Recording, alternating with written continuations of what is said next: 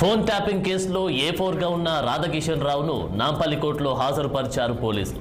ఈ నెల 12 వరకు రాధాకిషన్ రావుకు రిమాండ్ పొడిగించింది కోర్టు. అయితే తనను జైల్లో లైబ్రరీకి వెళ్లనివ్వడం లేదని, సూపరింటెండెంట్ను సైతం కలవనివ్వడం లేదంటూ రాధాకిషన్ రావు కోర్టు దృష్టికి తీసుకొచ్చారు.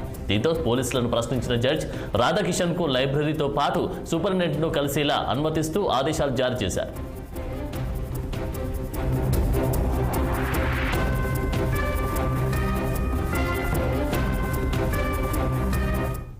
ఇక ఇదే అంశానికి సంబంధించి తాజా అప్డేట్స్ మా ప్రతినిధి నిర్మల లైవ్లో అందిస్తారు. నిర్మల. ఆనంద్, ఇప్పుడు రాధాకిషన్ కస్టడీ మాత్రం పూర్తయిపోయింది. అదేవిధంగా నాంపల్లి కోర్టులో కూడా హాజరుపరచడం అయితే జరిగింది. అక్కడ నాంపల్లి కోర్టులో రాధాకిషన్ రావును 12 రోజులు రిమాండింగ్కి తరలిస్తున్నట్టుగా నాంపల్లి కోర్టు తీర్పునిచ్చింది. అంతేకాకుండా రాధాకిషన్ రావు కూడా అక్కడ నాంపల్లి కోర్టులో ఒక పిటిషన్ అయితే వేయడం జరిగింది.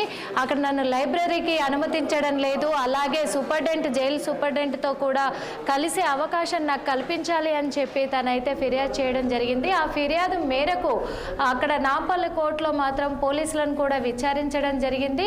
అలాగే తన లైబ్రరీకి వెళ్ళేలాగా, అలాగే సూపరింటెండెంట్ని కలిసేలాగా కూడా నాంపల్లి కోర్టు ఆదేశాలు జారీ చేస్తూ కూడా 12 రోజుల రిమాండ్ని అయితే రాధాకిషన్ని తరలించడం జరుగుతుంది. ఆనంద్. Thank you Nirmala.